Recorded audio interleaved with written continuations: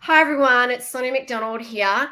And as you know, we're super passionate about outstanding leadership. And you know that I love talking to incredible leaders. And can I tell you, Tim is one of the best, right? Tim is the CEO of Lux's Greats.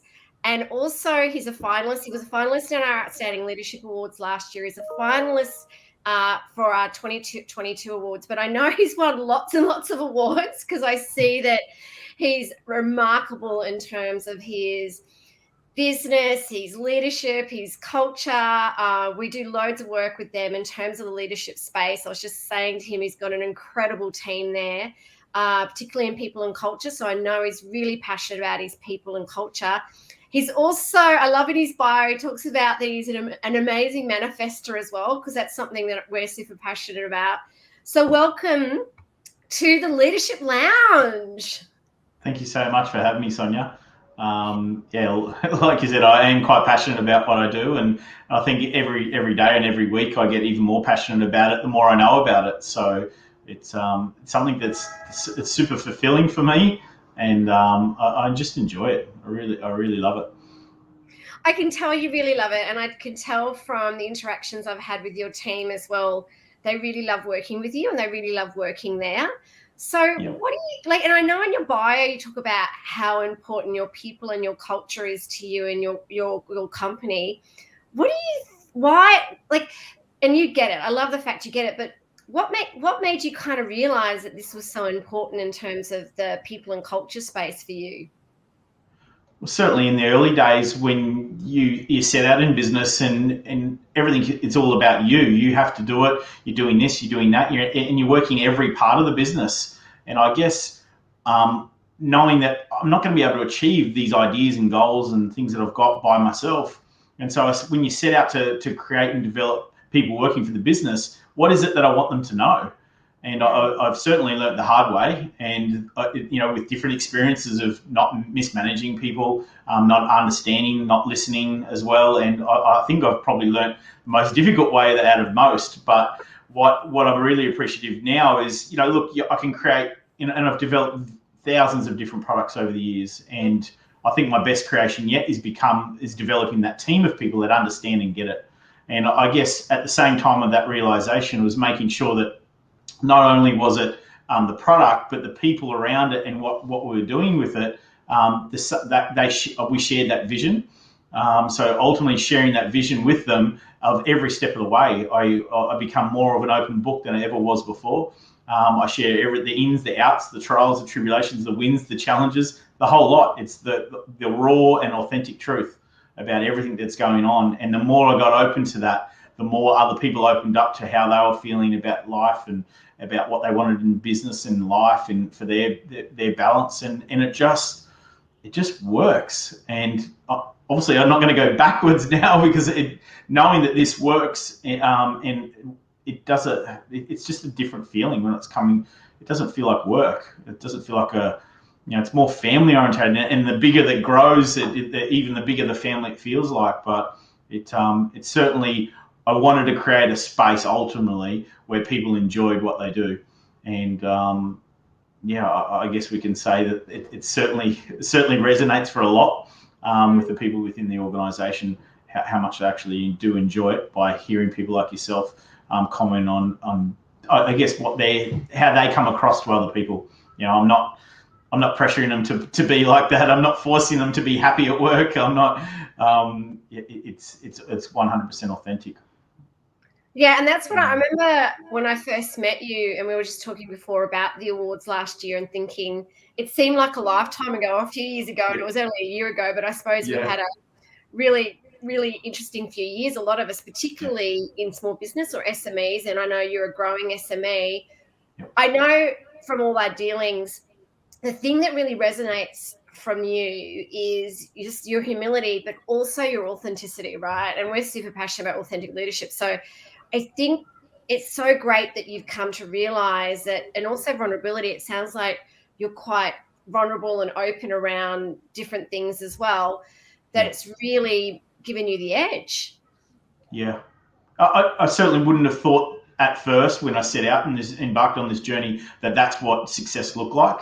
but I've really become a lot more open to so many things. Personally, there's a lot of personal development in myself. I was very egotistic. I was very short fused. I certainly was an idealistic leader. And I guess I stripped it all back to go, what does a good leader look like? And look for different inspiration in different people. Took bits and pieces from different audio books, from different books that I read, listening to different bios of different people, and started to piece together what it would look like for me, and what is it, and asking quality questions about people. What is it about me that you really admire and you really like? What are you inspired by? And I guess it's reframing who I want to be. And now I can be myself and people love it. It's like I don't have to chameleon myself. I don't have to pretend anymore. I can be me. And that freedom and the thought patterns and the ideas, the concepts, the people that I'm now surrounding myself with, I'm very blessed. I'm super grateful for what's happened in that transformation I've been through, for sure. Yeah, you are really. Yeah, look and they're blessed as well. It sounds like, but it's interesting, and I love it. Makes my heart sing that you've been so focused on personal development, because we work with a lot of executives and CEOs and managing directors, and a lot of them are so technically brilliant, right? Or they're entrepreneurs and they're so creative and they're able to build these products and grow these businesses, but they don't realize on the other side of that, right, is the leadership, that personal and self-leadership, like you've been dedicated to your own personal development, which is fundamental, right? Like I think people kind of go, if I'm technically great or brilliant, I don't need the personal, like I'm like, they're just as important as each other. So you've gone on this journey of transformation because you've focused on your personal development. Yeah, and like most things, it's certainly not an easy journey to embark on. The more you uncover about yourself and certain things you don't like about yourself, and I guess you start unpacking it all. And I guess whether it's personal or in business, it's doing the work. It's doing the work to get through to where you want to be with it. And I've certainly got a hell of a lot more development to go in personal space. Whether it's further public speaking or the management of people as the team grows. I don't know what it looks like.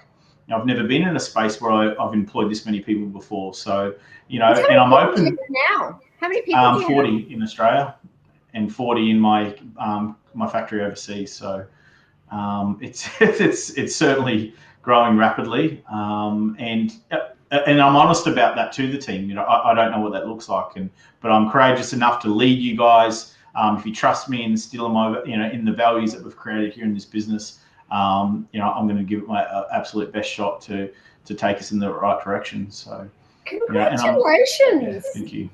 Thanks, Sonia. That's so, because when you started the business, right, and you embarked on this, what was kind of, and obviously it's really courageous to go out and start your own business. Is something, sure. I think that's probably the most courageous thing anyone to do, believe me, for someone else that's also in business. What made you have that courage? Like, what made you decide that you wanted to start this business? If I go back to when I first started my business, I first started my own electrical company when I was just before I turned 20. So I got quite upset and quite frustrated with the way that I was treated as bosses. The different bosses that I had, they certainly had their own persona, and something didn't really gel with me. I'd already been bullied around through schooling and things like that. I didn't need someone else in a role model position as a boss to bully me or push me around. I didn't enjoy that part. It was when people were inclusive to me, I felt like I could shine, I could do good things. So I guess I left that, started my own electrical company, and I developed a fantastic database. I built up a fairly sizable electrical contracting business here on the Gold Coast, covering from Tweed Heads all the way through to Sunshine Coast. Wow. What I didn't realise was how to run a business. So it took me a very, very hard lesson, and I say it was a size 12 foot up my bum to learn about how to drive and run a business, because that was a failed entrepreneurial take at trying to do a business, and that's where again the egotistic driver was there. I wasn't listening to anyone. I thought I knew it all. Just ask me, I already knew. And I guess I had to have a really good hard look in the mirror and go, what is it, that I've got that works? And that's where I started this business. It was, I wanted better product for the Australian industry. Yeah, there's so much. I've been in 10 years in business in the electrical game and seen so many fail and pitfalls of product being made that really wasn't suited for the Australian market. So after doing a lot of electrical products, I did a lot of plumbing products, and I started, as I mentioned before, I got to nearly 1,000 different product lines, and I was doing a lot of different products and trying to service everything and everyone. And I guess I continued to grow not only the business, but in learning that I can't chase all these different types of businesses. I can't run multiple different businesses. I can't do all these different products. What is it that I do well? So I had a lot of coaching, a lot of mentoring, and looking at not only the business development, but my personal development. What did I need to do more of, and what did I need to let go of? Yeah. And some of those products that I let go of, and just focused on stuff that worked for me. But it's certainly when I'm a changed person, because I was broken. I was broken when I started this business, and I guess I've put myself back together in pieces. And I guess that's my little story around how I got to where I am today. So I'm grateful on both sides of seeing what the bottom looks like, and now I'm getting a taste of what success looks like. I know what I'd rather more, and I'm going to continue to never stop. And it's going to be a never-ending stop to improvement of myself and my business, because I don't ever want complacency to ever kick in, and lose it all like I did last time. So, yeah. Thank you for sharing that, because it's that whole, when you're kind of, it sounds like to me you've got a lot of grit, and I'm really passionate about grit in terms of perseverance and resilience, and business, it does take a lot of that. And then, we talk about, we hear there's just so many businesses that fail, right? And a lot of people will choose to give up and go, I'm broken, I'm giving up. Whereas it sounds like you've gone, okay, I was in a stage where I was broken, but you kind of had that courage to overcome that, to go, you know what? I'm going to keep moving forward, and I'm going to focus on what am I really, and look at where you are today. That courage has got you to where you are today. What do you think? What are your thoughts on that? 100%, and I guess there was only very small conversations with different people saying that there was good things there, because you can imagine at the time when quite broken, it was easy to run yourself down. It was easy to say, no, I was a failure. I'm not going to do business properly again. What was it? And I guess there's just my curiosity is probably the biggest driver. Is like, I was curious, if I've done this wrong, how do you do it right? And that's what took me on and embarked me on the journey of learning more. And I didn't know anything about self-development. I didn't know about me as a person, and standing in front of a mirror and having a hard look at what that person is on the outside. Are you proud of that person? Are you, and I've soon learned that, you've got to love yourself before you can love anyone else. And in all this massive difference, and it's easy to sit here now and say it, but I'm so glad on some of those choices and those decisions that I made at the time, and they certainly weren't easy. It posed very difficult at times, and there's certain little voices in your head that come back up and say, it might happen again. But I guess done differently, you just do it differently, because you don't make those same mistakes. Or you can make the same mistakes, but I've chosen to make sure that I don't, and sitting and reflecting. I never used to meditate. That was so foreign. I'm a tradie.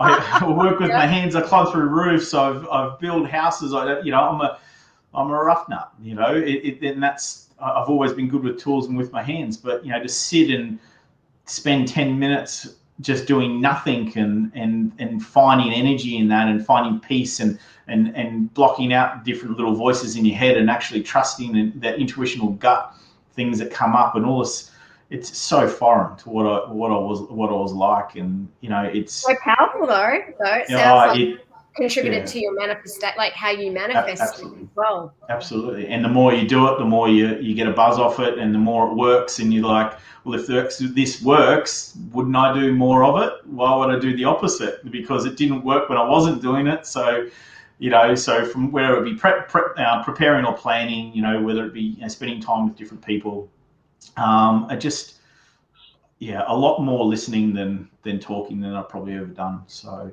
That's listening, curiosity. I love what you're saying.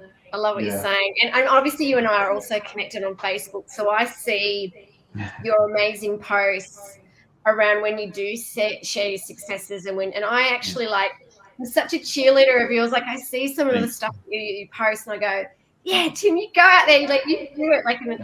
And I think that we need to be doing more of that for each other. But if you could go back in time, right, and go back to your younger self, or even people that are watching here or listening, what advice would you give your younger self, or those people here that are kind of looking at you going, wow, like Tim's inspiring me to go out there and start a business? What advice would you give your younger self or those people? I guess the best advice I could probably give myself is not to give up on concepts that has us go on a particular path. In those, that's one thing. It's not the give up part, but I think that's a key fundamental part of success is never giving up on yourself, but also probably more to the how do you say it? What's the best? Is I'm constantly challenged by what people are saying, right? So as people are mentioning different things, I'm absorbing and listening to the real truth in it. And I think it's a habit that I start to get into now, because a lot of people just say stuff to make conversation. All right. And half the time I don't believe it's the truth and 100% the truth of what they're saying. So we take the first thing or glance at Facebook or Instagram or for a conversation, and it's all meaningless chat until it gets into a in-depth conversation. So if I'm asking someone about, should I've got this idea or business concept, they're quick to tell you bad stuff. They're quick to tell you their judgment, without actually considering what you want to talk about and what key aspects would actually work. So to get that encouragement, I think we gauge more of that encouragement from what we find, not from what we hear. If that makes sense. I found my persistence is worked better or best when just trusting my own intuition and my own gut, rather than fielding a questionnaire around to the 10 closest people to me. Is this going to work or not? Because by the time I've got that 10 replies back, I feel like I've gone back a few steps, because now I'm trying to incorporate those 10 different concepts and different ideas. So if I was to say the experience that I have is what's taught me, that experience, whether that felt good in the gut or it didn't feel good. So as we know, whether we're hiring people, it's a great feeling because we've got new, fresh people on board. But letting people go is not a pleasant feeling, But intuitionally that if it's the best thing for the business, then we need to do those sorts of things. Having those tough conversations with customers if they've let you down, those expectations, business partners, employees, it doesn't matter, suppliers. I've had plenty of those combos where I wanted to shy away from them. I didn't want to do that, but I've trusted my gut that we need to have this chat. We need to be open and honest about it. And that's sort of what leads me to, if I had more of those open conversations rather than being arrogant and egotistic back in the day, I would have got a lot further than where I am today. But I'm grateful to getting to this point, because I think without all that experience, I wouldn't be who I am. I wouldn't be here. So that's so true. If I did know it back then, would I be here? Or it's hard to comment, because a few people have asked me this question before, and I think I'm glad I told myself what I told myself back then. Even though I'd like, we could all reverse time and go back and tell ourselves something different. I think would be to make the same decisions, but absorb it and learn from it, and trust the gut, trust the intuition or the gut intuition a little bit more than what you did at the time. Less ego, more gut feeling. Yeah. I'll send you a book. I'm a huge fan of Ryan Holiday, and he writes about one of his books is Ego is the Enemy. Yep. And yeah, it can really trip us up. And I love the fact you're talking, because we do have a brain in our gut, Tim. So it's like trusting that intuition and going, it's so true, like what you're saying around, you can get all these like voices or people telling you what they think or giving you, but it's around, I think it's great to be open for advice and to listen and get different people's perspectives. And at the end of the day, trust what you think is right and what you want, what you think is your dream or goal. Go, if I feel this is right, I need to trust that, right? Regardless of what might be going on out there and what people might be saying, I've got to trust my own gut. Yeah, it's so important, I think, in business. Yeah, I think so. And, and I guess there's a lot, I feel in different conversations with different business owners that there's a lot of regret that sits there because they didn't trust their intuition, and they go, and then living with that regret, what that does, it makes a different experience, or you start viewing the world in a different way because of these regrets and the hang-ups, way that and it reshapes the way that they drive their business forward, which is a shame. So, it's hey, I made that mistake. I've owned it. I get it. What did that teach me? And I guess that's where a lot of the reflecting comes in now. When are people stopping and reflecting on some of these things going on? And what are they prepared to do about the future to not do the same thing?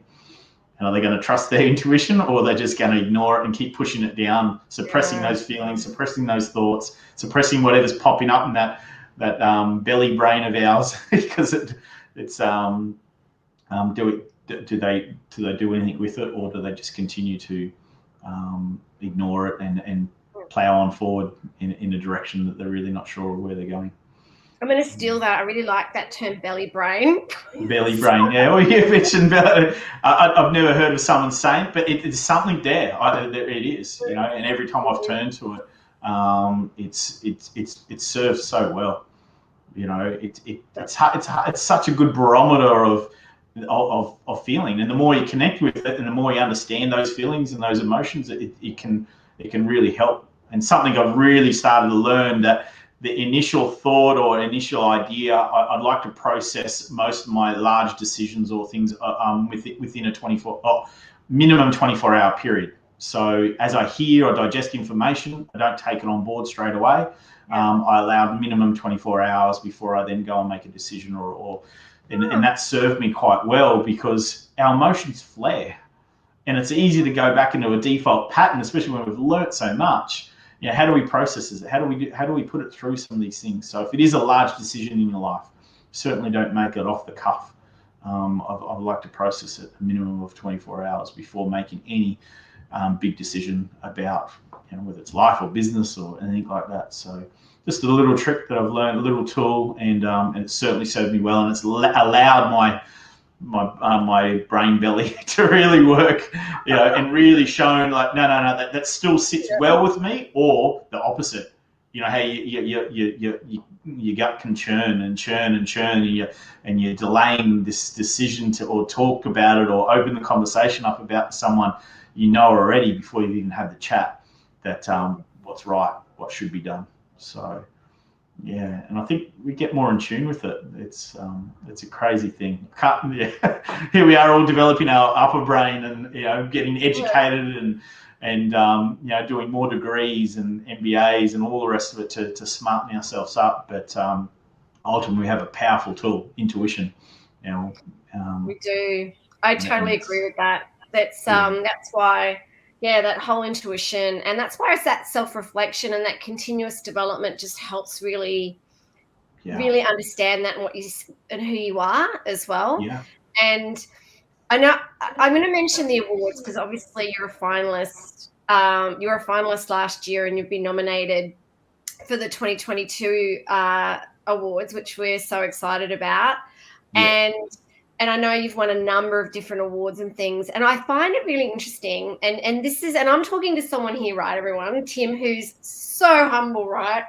And we get a lot of people say to us, oh gosh, like awards is kind of like, you're putting yourself out there and you're like, look at me and how great I am. I'm thinking, no, actually, I think we need to be celebrating achievements and successes. And also by nominating in these awards like you do, Tim, is that people will see the likes of you and other different people that are out there, right, winning awards and being nominated. And it gives people hope and inspires them.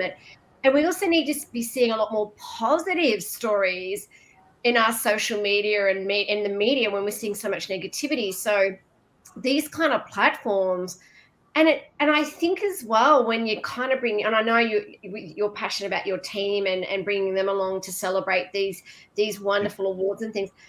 What would you say to people out there about awards? Like, because I think this, like, it's really important, particularly in Australia, that we kind of squash this tall poppy and go, we should be lifting each other up, right? What are your thoughts? Most definitely. And I certainly had a lot of those thoughts and a lot of questions around it as well as I've developed. But I guess I took a curiosity to what does it take to be a winning business? What does it take to be amongst these outstanding people that are doing phenomenal things? And I guess that's where my curiosity took me, and to understand that now, that I'm looked at as an inspiration for other people doing business. That's why I get a real thrive out of it. And I certainly think there's a massive lack of people that are doing phenomenal things and good things out there that haven't had the time or the stage time to express how good they're doing.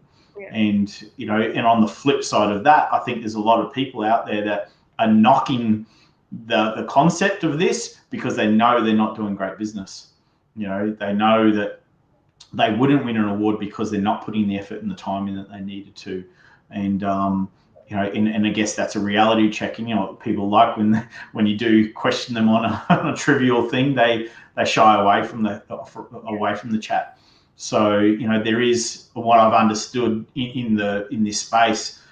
There's so many people that are excited about this, and the more that we can share the information. And certainly for myself, I'm humble, but all the things I've learned, I'd love the other people to learn as well, and if there's things that they could help develop their business, and you get to share the stories and we get to talk about business, and with so many similarities that we share, and I've met a phenomenal amount of people through these awards journeys as well. So we're not doing business together as such. We're certainly but inspiring each other to do better business. So that's what I've got a real kick out of. And there is a lack of it. There's certainly a small minority of people that are really pushing and promoting this, and like yourself, Sonia. It's without people like yourself, how are people going to get the recognition that they really deserve? So it's so true, and I love the fact you talk about it is around the tribe. The one thing I loved about the awards last year was seeing all the amazing nominations come in for 2022 is that everyone's connecting, right? And everyone's building relationships, and they're all like connecting outside the awards because they're all being like, and it's just that tribe. But also, I think that when you surround yourself with other people that are successful, and you're all about leadership, and you're all about kindness and courage and being inclusive, but you're also about helping each other be successful, that just feeds each other, right? It just feeds. And also there's so many businesses out there that we don't, or leaders out there we don't know about. Hey, put yourself in the awards, become known and inspire others, or you never know what can come out of it. And it's we need more platforms like this in Australia and around the globe where we are lifting and shining a light on businesses that are doing great things like you. No, certainly to drive more positivity. It's certainly required. And we deal with, I think, with 1,700 different stores that we're dealing with around Australia and New Zealand currently. And they, I wish a large percentage of them loved and enjoyed their business and wanted to and do good things, but I'm out to change that one business at a time, to make sure that they're encouraged and enthusiastic, and show them that good business can be done.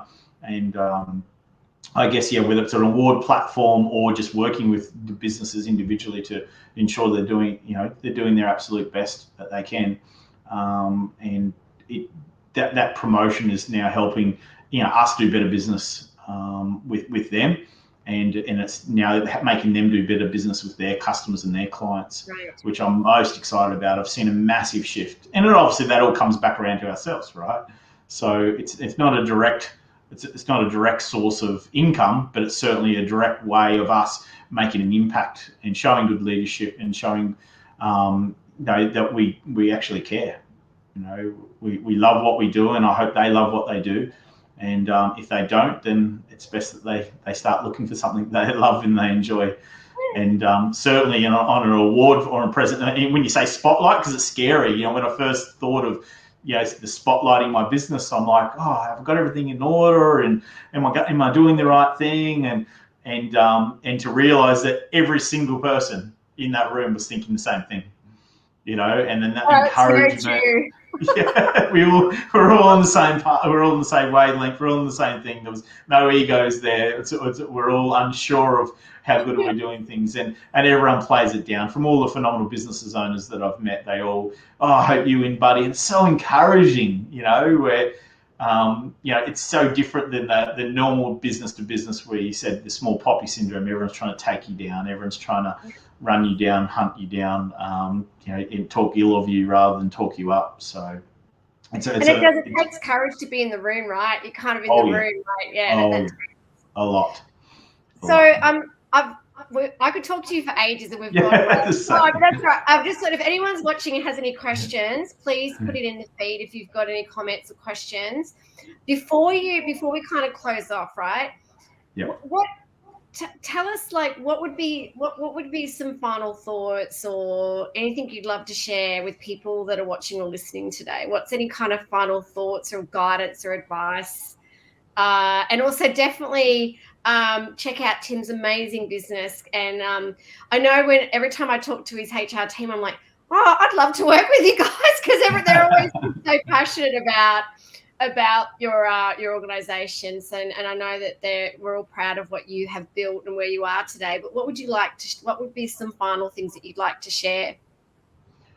I think what resonates with me at the moment, with this ever-changing world, we've certainly seen a lot of changes happen over the last few years. And as that changes and as that develops, I think our thoughts change. The types of ways that we do things have certainly changed.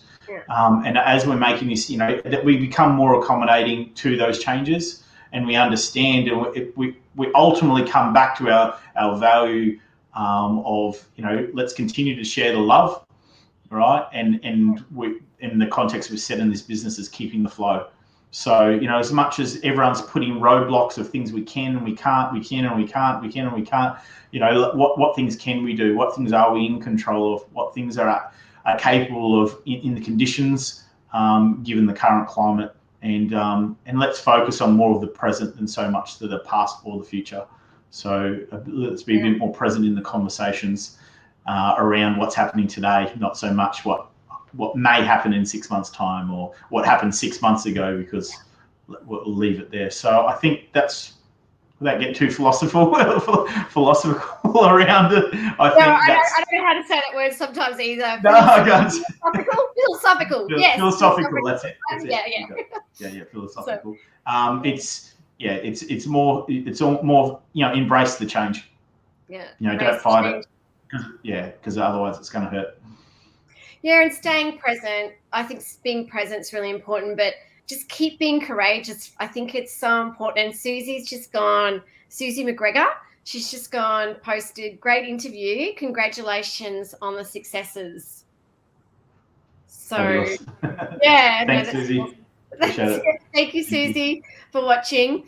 Thank you so much for a wonderful interview today. I've really loved talking with you, even though it was, just over a year ago we met, and I've been following you ever since. Well, obviously following you before the awards because you're one of our wonderful finalists, and I'm really excited about seeing you at our awards in 2022 as well. Rosemary's gone. Thank you for the conversation. Rosemary was also a finalist last year. Amazing person as well. So so we're really excited about, and if there's anything, if you'd love to reach out to Tim, I know he has got a massive heart, and please reach out to him. Definitely go and check out Lux's Greats. He's got an amazing business, amazing team. We're really excited about seeing you at the awards on the 26th of March next year in Brisbane at the Sofitel. We're hoping that everything's going to be okay next year, because we're like, oh really? Gosh, how longer could we? But I just want to say thank you so much for a great interview. No, thanks so much for having me, Sonia. I really appreciate it, and I'm really looking forward to the awards. I guess just encompassing the whole organisation and everything that you do. Just putting it out there to be your authentic self, and that courageousness that we do have within us. Even when you don't think sometimes that you've actually got it. Just continue to tell yourself you do, and good things will come. So I agree. Manifest, visualizations, affirmations, meditation. I think it's really, really important. So yes, I look forward to seeing you next year, and reach out to us as well if we can help. We're huge fans of yours, and thank you for supporting us as well. No worries. Thanks again, Sonia. You stay safe. Take care. You too. Bye. Thank you. Bye. Bye-bye.